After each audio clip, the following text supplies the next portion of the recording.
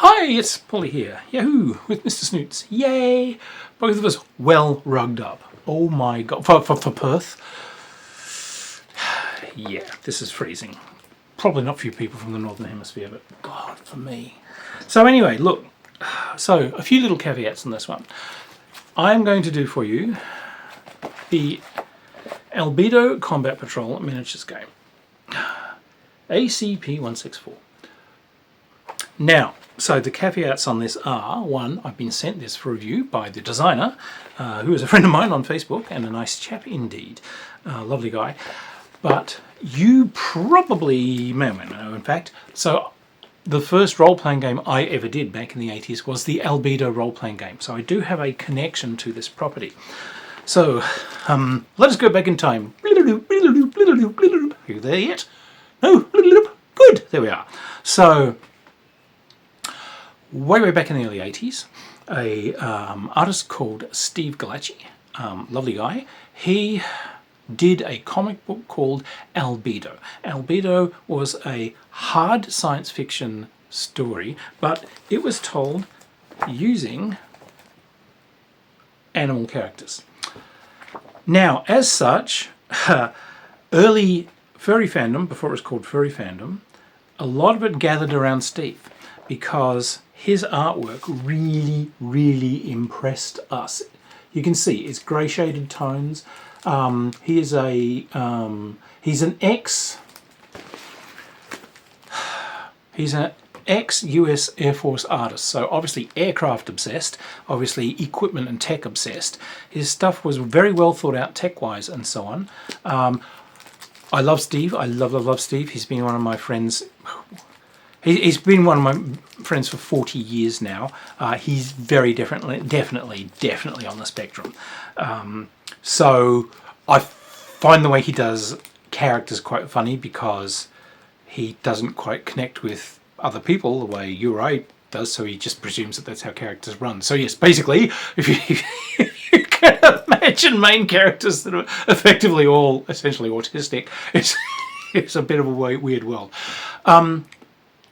But yeah, early furry fandom really coalesced around this because it was like a real flagship creation. It was like early furry fandom, and it was exciting to be in. You know, that's why I kind of helped found it. I was one of the people there because it was people like Steve, these kind of really avant-garde artists doing these amazing things. It was directors and artists and producers from Disney and from Warner's and from all these other little animation studios. It was children's book illustrators. It was fine artists who would do the covers for Nat Geo. It was game designers and novelists like myself. You know, it was, and just tons of just really cool people who had good stories to tell. It was a great dynamic fandom at its beginning, and I did that role-playing game, which again became sort of one of the original core publications for that fandom. Albedo is essentially a military story. It is a story, you know, about, you know, wars and shooting and etc. So to have a combat miniatures game come out of it is actually, you know, a very logical thing. The setting dictates that it is rather different to your average sci-fi, and that shows through. So essentially the setting has these animal characters. They are constructs that have been, they're leftovers from some sort of social experiment, which was, you know, a thing in the comics. I won't give it away, but so they haven't had like warfare developed the way we have. They haven't had 101 strange traditions and strange tools for things that are then left aside, and you know, everything they've got is a logical development of their situation. As I said, Steve's an Air Force person, and in those early days it was quite funny because he hadn't thought. So where storyteller and the role-playing gamers collide, when I first turned up with Steve, he hadn't thought about a lot of the minuate of how this works, but you know, I know role-playing gamers are going to want to know because they want to know how to break stuff. How does this work? How are these made? Where does this come from? How many of these are they? Are they expensive? Can I touch it? Can I break it? Does it burn? He would have to come up with all these answers. But essentially, it's a space-based civilization. They have lots of CAD/CAM manufacturing equipment. So combat will take place usually as one of these two sides invading each other. So there is the Confed, which is a law-abiding and in many ways somewhat terrifying law-ridden group of spacefaring, very high-tech civilizations, which are multiracial. And then there is the ILR, which is the Interstellar Lapine Republic, and they are just rabbits, and they are a bunch of sodding fascists. So they don't share planets. So ground combat comes when one side or the other invades a world. And as such, that's kind of the special circumstances, because one side is going to be a landing force of some sort, and they are supported by orbital factories and so on that are brought in. Giant manufacturing ships come in that support these invasion efforts. So obviously having total space superiority is step one, and that does mean that artillery, orbital artillery, is going to be a thing for the invader. They'll have total orbital space domination before they land. So that does mean that this is not an environment of super tanks or giant mechs. If you can see it from orbit, someone can drop a chunk of pig iron on it. So you have to be pretty damn careful. It's more about mobility and stealth, particularly urban combat, because there's no point taking chunks of wasteland. They're fighting to control populations and resources.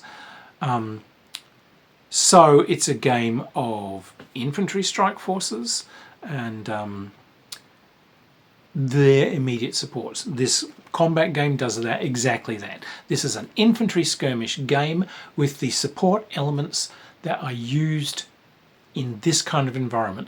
So portable missile launchers and that kind of close support, like infantry fighting vehicles, light armoured vehicles designed to back up the infantry and so forth, are a big yes. Giant batteries of howitzers are a big no, because they're immobile, will be seen from orbit, and will be turned two-dimensional pretty quickly. Everything's got to move and everything's got to be fast. There's a lot of AI obviously in the setting, so things like tanks and so on actually have an AI as part of the crew. It can function perfectly well without any people in it. It can drive and shoot and it can make decisions, but more flexible with people in it, but they can work without. So what the designer has done is a pretty damn good job of doing a skirmish level system. Now, they've done their own miniatures range. Obviously, there's not that many animal-headed sci-fi troops. So they've got all sorts of different sets of both EDF, which is the Exoplanetary Defence Force, that's the Confederation's groups, and the ILR's bunny troopers. So lots of different sets of those. They also do support vehicles and so on. So they are well supplied, as you can see, with models to make this work. And then they've done a good infantry combat game without having to worry about that thing that you get with, say, a Warhammer style combat game, where you're going to have to trump each other's massively expensive new model. The tank is beaten by the super tank, is beaten by the super duper tank, is beaten by the earth borer, is beaten by the giant swarm of mega worms, So not an expensive game to play. Again, you're not going to have to invest in 200 troops and 900 expensive tank models, or do a bolt action and suddenly find that someone's invented a scale that's just so absurd you can't get any buildings from it. These are 28mm figures, and they will work with whatever kind of cool terrain you can make, remembering this is a science fiction game. So these guys could be fighting in streets with billboards and tall housing, or they could be fighting around, I don't know, solar power farms, or they could be fighting on a glacier somewhere, or fighting in a factory. Some good possibilities. But what you're doing is making a squad. Now, because we've got different creatures in here, you have different scales. So effectively kind of small, medium and large creatures. And the differences aren't hugely searing, but the small creatures will take less damage to knock over. Yeah, small, medium, large and huge. So they each have an endurance. And I have to say, this is where I actually had to read and reread the rules a few times. It's a little bit hard to winkle some information out. It wasn't clear. It does need a little bit of kind of highlighting, or a cheat card would be great. So small characters have got 2 endurance. What do we got? Medium 3, large 4, huge is 5. The small characters are harder to hit. The large characters are slightly easier to hit. The small characters cannot fire heavy recoil weapons, so yeah, you can't have them running around with the Barrett 50 cal if they're 2 foot tall. And the small characters get a higher default reaction, so they're a bit more nimble. The ILR, they're fascists, so all the guys are medium. It's only the diverse guys that get the spread, really. So you create your squads. Now, there's different sort of armor that you can get. Sort of, most people are going to be wearing like a combat armor, but there are lighter versions. Particularly if you've got smaller characters, they might want to run around in the lighter armor because they don't have the endurance. You might want to massively over armor someone, but it'll slow them down. And of course, weapons and equipment. These guys are using generally caseless ammunition firearms. There are sort of still bayonets running around as a thing, just because they're generally useful. Grenades, grenade launchers, portable missile launchers, beloved of all sci-fi skirmish games. They're all in there. Now, here's where the thing starts getting like, it's a good idea, but it's also can be a complex one.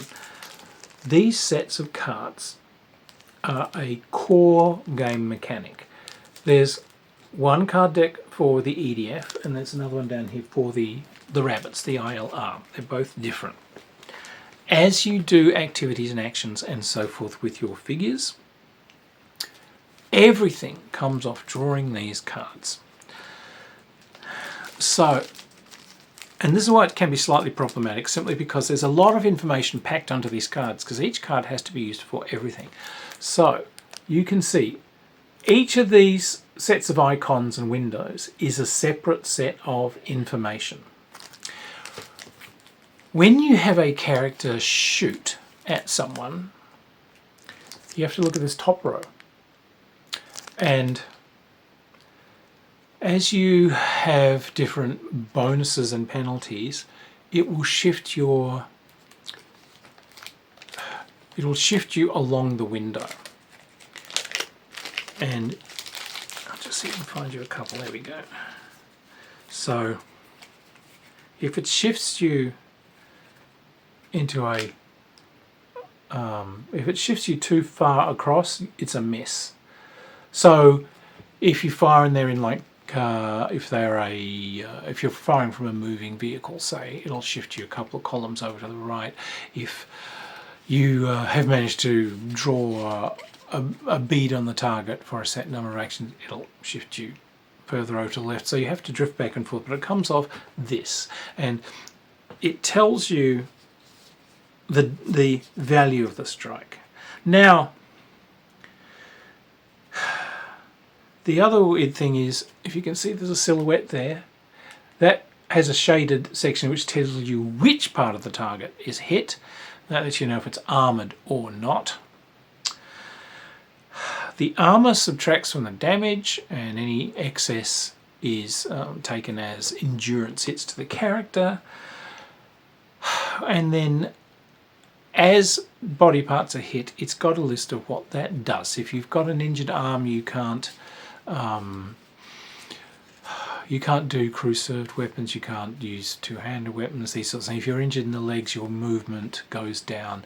If you get your endurance knocked down to 0 from a headshot or a body shot, you know, you are injured, or you kill, you're injured, you're dying, you're a KIA, etc. So, you know, it's so... But we're still going because this green line here has different pictures of different sorts of cover, and if you draw it and they've got characters that are in that sort of cover as the target, it's a miss if you've drawn something that shows that. So as you can see, you're going to have to draw a card, move it up and down this scale to see if you hit, check to see if they're in a cover that blocks the shot, but that's with a different draw. Each one of these is another draw. So draw to hit. If they're in cover, draw to see if the cover blocks it. Draw to see which body part is hit. So there's a few different cards done each time you hit, and now you can fire multiple times a turn. So you could be drawing a lot of cards. So it is a slightly slow combat system. So this isn't something designed for 50 miniatures aside. This is designed for a couple of squads of, you know, 10 guys. You're going to have 20 figures max, maybe even less. You might be playing it with a dozen figures aside, and you know this is perfectly fine. That level of detail is fine. You just have to bear in mind that this will govern the scale that you're playing at. So a small scale skirmish. There's also, you can see there's hit locations on there for vehicles. Where does the strike go? Which is used for the armor penetration on the vehicles. The lower section is for morale. If you do morale checks, you draw cards and it gives you a result for the check. And so this one says the unit is unaffected. A lot of them say unaffected. Unit dithers. All soldiers are stunned. One of the effects you can get is stun. The character doesn't do anything on its next turn unless you can rally it, etc. So everything comes off these cards. And they are different for the ILR versus the EDF. Now, what I like about that kind of mechanic is that you can tailor-make, you know, cards that reflect different unit doctrines and different weapons and so on. You know, it's actually not a bad idea at all. If you had like one side that are very flighty but anger easily, or if you have like very stoic, these are Russian World War II guys. They're incredibly stoic, but every now and then they can be whipped into a maniacal, blood-crazed fury. Okay, you could make your own cards that sort of had that morale effect, and these ones do. They do reflect the slightly different operating doctrines of both sides. So you know that's actually quite a clever little mechanic rolled over into the game there. Vehicles. Done much the same way. As you could see, you've got the hit location of the vehicles are on there. Weapons have penetration. If you have to overcome the penetration to do damage, and then there's little charts that you check to see what damaging those areas does. You can take out turrets and immobilize tracks and so on. You can kill and damage crew. The AI can continue on without the crew, unless of course you've managed to take out the AI. Things like orbital artillery and air support are abstracted. Because this is that quite intense focus on the infantry and what they're up to, these are larger considerations. You're not bringing a ground attack aircraft onto the board as a model and puttering it about, because it's only there for seconds. Vietnam, you know, the F-4s come in, dump a load, and they're out. Who the hell were those guys? I don't know, but they fried half of our team. So they are abstracted. You can certainly get models and so on for them, but they're not something that's physically moved around. Same goes for artillery. They are often things that you would bring into a scenario as part of scenario design, but they're not really a maneuver element that you're going to be messing about with. There's also a source book, which is all the background on how the societies work, a breakdown of all the different equipment, what all their armour is, what all their guns are, what all their vehicles are. So a considerable amount of background equipment. By the way, these are the ships, which are essentially very sensibly designed round-ended tubes with fusion drives that, you know, blast out the back. But of course, the fact that they were dildos in space never escaped anybody. It was like, except Steve. I love Steve. Side bit of information here. These characters, highly autistic people, would always sit down and talk about the socio-political ramifications of the current economic extension into one another's regional interferences, blah, blah, blah. Yeah, socio-political ramifications was a phrase I picked up on, which I then rolled over into, I did a parody comic called Tank Vixens, which was a parody of these kind of deathly serious Albedo style funny animal books, but also because funny animal artists at the time had started discovering the pin-up, and there was one like my friend Sean Howell who would very famously draw girls in lots of tough armour with weapons, and they'd always have these kind of bimbo blank-eyed expressions, and it's like, why is she holding that? She obviously doesn't know which way is up. So that opened all sorts of questions about why they're doing that. It's just posing power. And yes, socio-political ramifications became sort of like a weird little byword in this comic, and someone even started an entire online moo, I think, called SPR, socio-political ramifications. And I had put this comic out, and it was a hit. It was a huge hit. I did a card game of it and all sorts of things, and then I go into a convention and there's Steve reading it. It's like, oh no. They were making some good political points there. I wish you'd develop that. Yeah, I'll get right on it. Oh, Steve, I love you so. Now, one thing I like, more power to the designer. My Albedo role-playing game back in the day crashed because Steve Gallacci would not clear anyone but himself to do Albedo art, and you know, he has a lot of focus problems and so on. Like I said, he's on a spectrum somewhere, so he would just never do the art. So I couldn't keep a line going. I did the game and I did some supplements, but I couldn't get him to do art, so I dropped it and I moved on to other things like Lace and Steel. This game, there's a lot of fresh art. Some of it's lifted from comics, some of it's lifted from the role-playing game, but others are originals. So obviously the designer's been able to get Steve moving. Again, more power to him, because I know keeping Steve focused is very difficult, and I'm very glad someone's been able to do it, because the moment I heard someone was actually bringing this out, I just thought, oh my god, do I contact the guy and warn him, you know, about how this can be a trap because of this well-meaning but unfocused art creator. But the game is out. It's well supported. There's some other interesting bits and pieces, like they've done some large-scale miniatures of some of the characters from the comics, just as collector things really. So what do we got? 75 mil scale miniatures and so on, just as collectible things. So there's some really nice fan crap in there as well. How does the game flow? Well, look, I've given it a go. I don't have much stuff for it. I've just got what they sent, but I do have counters. So it activates squad by squad, and you do actions individual by individual, and those actions, you utilize that card deck, the card deck appropriate to which side you're using, and for when they shoot, Those shooting effects, they can include being stunned and so on. You can try and activate guys that are stunned.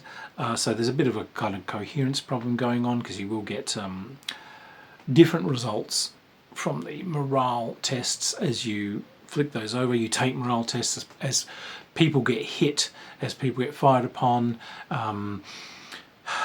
So yeah, it's not just a straightforward game of you go, I go, and disciplined guys, Warhammer style, where disciplined groups just somehow go forward, roll the hit, and do their damage. It's more dynamic, with guys being pinned and guys having to flee and guys having to go down into cover.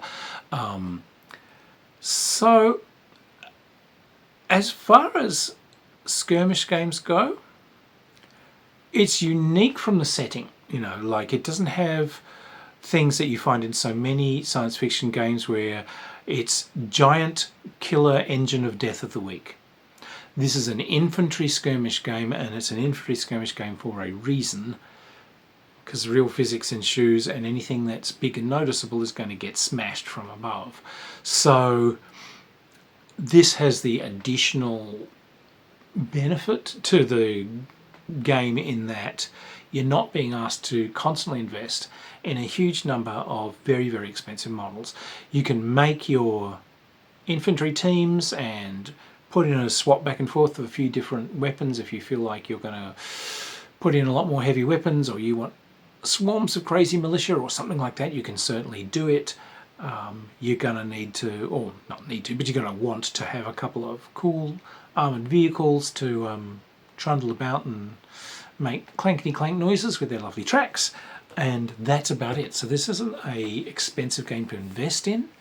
You're not going to be hit up for tons of additional card decks, the super special editions and so on. You're just going to need the decks that are provided. It does take a little bit of time to get used to those decks as to which information bit is where. It's not a hard ask. I mean, they are color coded, and it is pretty obvious that, you know, this is the vehicle damage, this is the body silhouette for the target, letting you know this is the that two hit mechanism of walking you back and forth along that line. That can be slightly time consuming, but it's not a huge ask, and it's a simple enough mechanism once you use it. Like I said, when you're firing at someone, you may end up drawing a few cards. You're going to draw to hit, you're going to draw to see if cover blocks it, you're going to draw to see where they were hit, then you're going to see what the damage is. So you might be drawing 3 or 4 cards, depending. Or you might just draw one and miss. But on the other hand, these are individual combats, and we're interested in the results. We're interested in whether these guys are knocked over, injured, limping. He's had to drop his rifle and go for his pistol. This guy can't carry that ammunition. It's that level of intense information squad.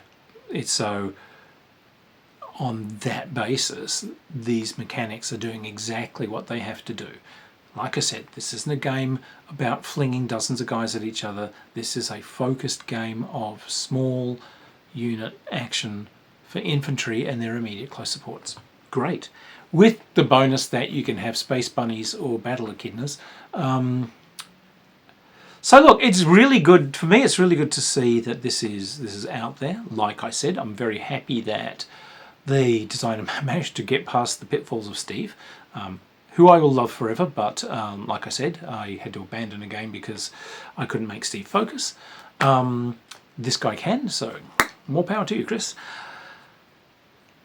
This game is not sort of for everyone, I think. If you wanted something that's way more haphazard and explosions, there are simpler systems out there. But like I said, if you want that very focused action where you're really wondering what's happening to the individuals, there are very few skirmish games that do something like go down to things like hit location and so on. They're often more abstracted and made for more figures than this. So I think it's a good job. I do. I've tested it. It gives a good game, and having their own miniatures range is kind of it's kind of cool. they're nice miniatures. They're good. The armour designs are good and high tech. Steve's art was fantastic in the 80s and remains incredibly relevant 40 years later. So yeah, I'm glad this is out there. Oh yes. In fact, we might go and re-look at the old comics. What do you think, Mr. Snoots? He'd probably be into that. Yeah, he'd probably be into that. Team Irma. Whee! It's good to see it. Furry fans out there, look, furry fans have been so focused on costumes these days that they don't really do much about the genre. You know, they're not really into comics or games or anything of the genre anymore. They're mostly about fursuiting. I know, I ended up leaving the fandom because it's like, it sort of made that strange little change from fandom to, costuming club. So I'd like to see this looked at by more miniatures clubs, because it's the serious end of science fiction as opposed to the goofy end of science fiction. There ain't no death rays, there ain't no handheld plasma cannon, and there's no guys raging through the battlefield on a jetpack. But there are crew served weapons, low built, flexible, fast-moving infantry support vehicles run by AIs crawling through the ruins, and the occasional really cool mouse girl with a 10mm sniper's rifle. Who could ask for more? So anyway, it's Funny Animal approved. Yay! Do check it out. Yeah, these guys do a great job of getting their games support. Sally Forth, they do a ton of stuff on their site. So not just miniatures, but they do games and they do terrain, and it's a nice group. It's one of those magical English publishers that just helps support so many small creators. So anyway, look after yourselves out there. It can be a very challenging time for those of us in the LGBTQ communities over in places like the USA and the UK, mostly because they've turned into raging fascist hellholes. So look after yourselves, but do not despair in any way. Remember, live magnificently and fight the bastards. Much love to everybody, and we shall see you anon. Okay, funny animals forever.